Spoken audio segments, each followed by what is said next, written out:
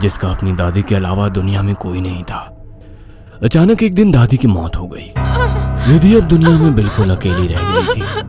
उसके बॉयफ्रेंड सनी के अलावा अब उसका इस दुनिया में कोई सहारा नहीं था। एक दिन विधि दादी की अलमारी खोलती है जिसमें उसे एक पुरानी बैंक की पासबुक और लॉकर की चाबी मिलती है।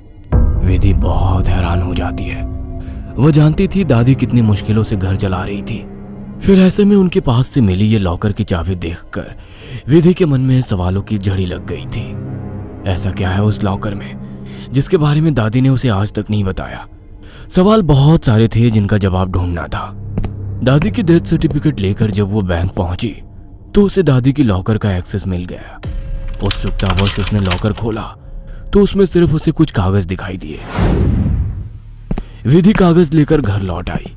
उन कागजों के मुताबिक मंथनपुर में एक बड़ी हवेली दादी के नाम थी। इतनी बड़ी हवेली है दादी के पास और हम सालों से इस 2 कमरे के किराए के मकान में जी रहे हैं। ऐसा क्यों किया दादी ने? खैर जो भी बात हो, अब तो ये हवेली मेरी है। मैं कल ही मंथनपुर के लिए निकलती हूँ। अगले ही दिन वो मंथनपुर के लिए निकल गई थी। बड़ी अजीबोगरीब सी जगह थी ये। मेन रोड से हवेली की तरफ जाने वाली सड़क बिल्कुल सुनसान थी। गाड़ी तो क्या, पैदल चलता हुआ भी कोई इंसान नहीं दिख रहा था।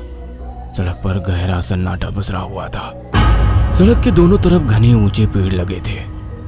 इतने पेड़ पौधे होने पर भी वहां किसी भी पक्षी का कलरव नहीं था।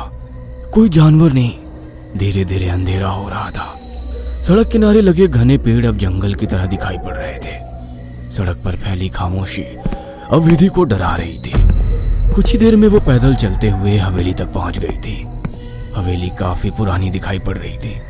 ऐसा लगता था कि सालों से वहां किसी ने पैर ही नहीं रखा। हवेली के 500 मीटर के दायरे में गिने चुने ही मकान थे और जो थे वो भी खाली पड़े हुए थे। विधि के मन में कुछ अजीब सी उथल पुथल मची हुई थी। मेन गेट खोलकर वो हवेली के अंदर पहुंच गई। अंदर का नजारा देखकर वो दंग रह गई थी। पूरी हवेली जगमगा रही थी। अंदर महंगे फर्नीचर और सजावटी सामान देखकर विधि का मुंह खोला का खोला रह गया था। अरे वाह, ये हवेली तो बहुत वेल मेंटेन्ड है। लगता है यहाँ जरूर कोई रहता है। हेलो, कोई है? कोई है यहाँ?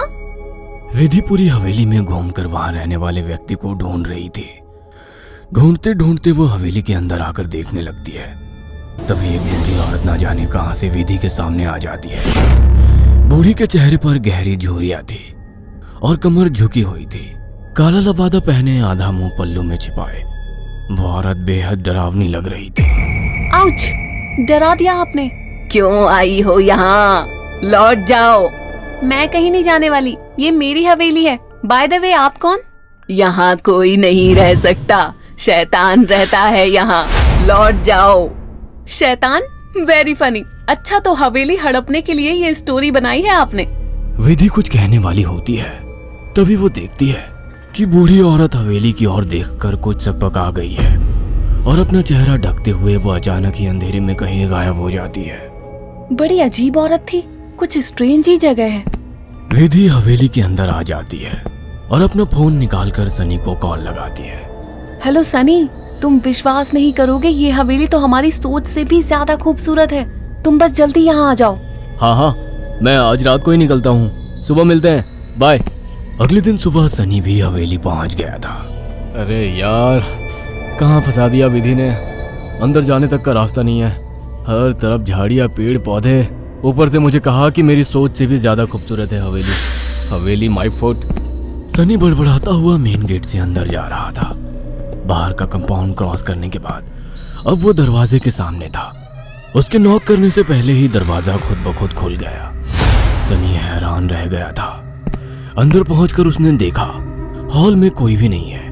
विधि को पुकारते हुए वो अंदर बेडरूम की ओर बढ़ गया। बेडरूम के अंदर का नजारा देखकर सनी ने दांतों तले उंगलियां दबा ली। विधि अंदर बेड पर बैठी हुई थी। उसके लंबे बाल खुले हुए थे और उसके चेहरे को ढके हुए थे।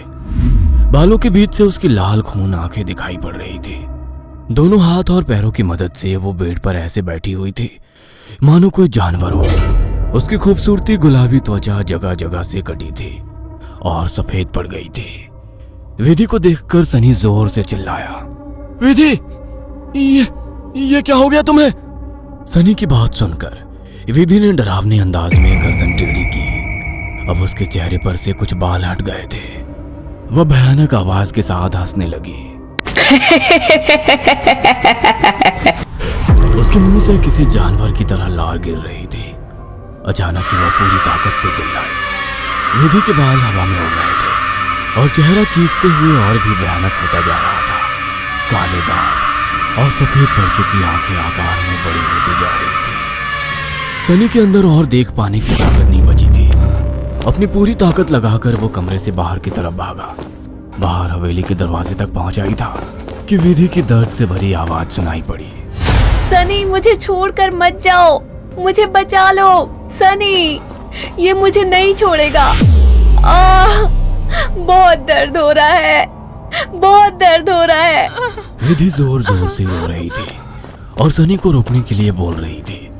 विधि की ऐसी दर्द भरी आवाज सुनकर सनी तड़प उठा और दौड़कर उसके कमरे की तरफ वापस आ गया। ये सब क्या हो गया विधि? ये सब क्या हो गया? मैं क्या करूं, बोलो।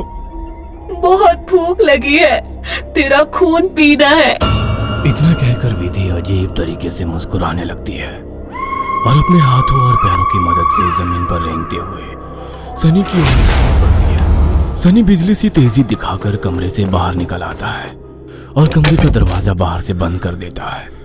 सनी की कुछ समझ नहीं आ रहा था। वह विधि की मदद करना चाहता था। उसे ऐसी हालत में छोड़ना उसे मौत के मुंह में धकेलने जैसा था। वह बाहर जाकर मदद मांगने का निर्णय लेता है और तुरंत बाहर निकल आता है।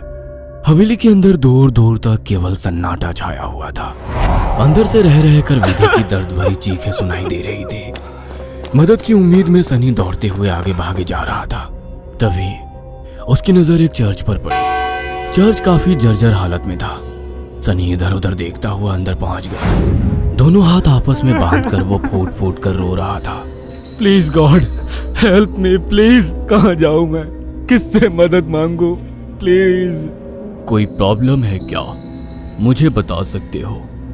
फादर की बात सुनकर सनी सारी बातें फादर को बता देता है। परेशान मत हो डियर, मैं तुम्हें हॉली वाटर दे रहा हूं। जाकर अपनी गर्लफ्रेंड के ऊपर छिड़क देना। God bless. Sunny holy water लेकर हवेली लौट आया था। उसने विधि के रूम का दरवाजा खोला तो वो दीवारों पर चल रही थी। उसके मुंह से खून बह रहा था और वो जोर जोर से हंस रही थी। दरवाजा खोला देख उसने टेढ़ी सी नजर से सनी को देखा और दीवार से नीचे कूदकर उसकी ओर बढ़ने लगी। सही समय पर सनी ने हॉली के ऊपर छिड़क दिया। एक जोरदार चीख के साथ दूर जा गिरी और एक काला सा साया कमरे से बाहर की तरफ जाता हुआ दिखाई दिया। विधि, वो चला गया। तुम ठीक हो? हाँ, वो चला गया, लेकिन अब वो अकेला नहीं आएगा। वो बुढ़िया सही कहती थी, ये घर नहीं शैतान का बसेरा है। यहाँ एक नहीं 5 शैतानी ताकत है। जल्दी चलो विधि, हम यहाँ से दूर निकल जाएंगे। सनी विधि को सहारा देकर ले जाने लगता है। तभी विधि की आंखें पलट जाती है और वो सनी को दूर धकेल देती है। सनी जाकर दीवार में टकरा जाता है। तभी फादर वहां आ जाते हैं। मैं जानता था यहाँ एक नहीं बल्कि कई शैतान हैं जो तुम्हें नुकसान पहुंचाने की कोशिश जरूर करेंगे। तुम्हारी दोस्त पोजेस्ड है, यह आसानी से उसका शरीर नहीं छोड़ेंगे। मुझे ही कुछ करना होगा। फादर हॉली वाटर को विधि पर छिड़कते हैं जिससे कुछ पल के लिए शैतान कमजोर हो जाता है। उसी समय वे दोनों उसे बेड से बांध देते हैं। उसके बाद फादर प्रेयर बोलने लगते हैं और वाटर की कुछ बूंदें उसके ऊपर गिराने लगते हैं। विधि पूरी ताकत लगाकर चीख रही थी। फिर कुछ देर बाद अचानक उसने चीखना बंद कर दिया। भयंकर सी आवाज में उसने कहा, ये मेरा शिकार है, तुझे क्या लगता है इसे बचा लेगा? इसके बाद विधि ने झटके से अपने दोनों हाथों पर बंधी रस्सी को खींचकर तोड़ दिया और अपने हाथों और पैरों को उल्टी दिशा में मोड़ने लगी। कट कट की आवाज के साथ उसकी हड्डियों के टूटने की आवाज आ रही थी। विधि की दिल को चीरती चीखों को सुनकर सनी की आंखों से भी आंसू बह रहे थे। फादर ने वाटर छिड़कते हुए विधि के चारों ओर एक गोला बना दिया। अब वो उस गोले से बाहर नहीं आ पा रही थी। फादर लगातार प्रेयर कर रहे थे। अचानक कड़ाक की आवाज आई और विधि की गर्दन पीछे की तरफ घूम गई। विधि का शरीर निढाल होकर जमीन पर गिर गया। सनी पागलों की तरह विधि विधि चिल्ला रहा था। फादर के लिए इस समय सनी की जान बचाना जरूरी था, इसलिए वे उसे घसीटते हुए हवेली से बाहर ले आए और दरवाजे पर वाटर छिड़क कर वहां से बाहर आ गए। सनी अभी भी जमीन पर सिर टिकाकर फूट फूट कर रो रहा था और फादर की आंखों में भी को ना बचा पाने की तकलीफ साफ दिखाई दे रही थी। अगर आपको हमारी ये कहानी पसंद आई हो तो इसे लाइक और शेयर करना ना भूलें। साथ ही ऐसी और नई कहानियों के अपडेट्स पाने के लिए हमारे चैनल अक्षु टीवी को जरूर सब्सक्राइब करें।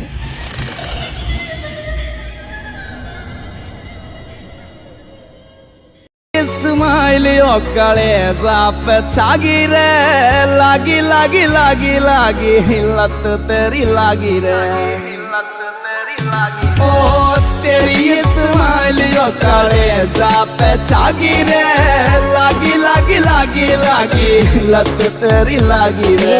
भूल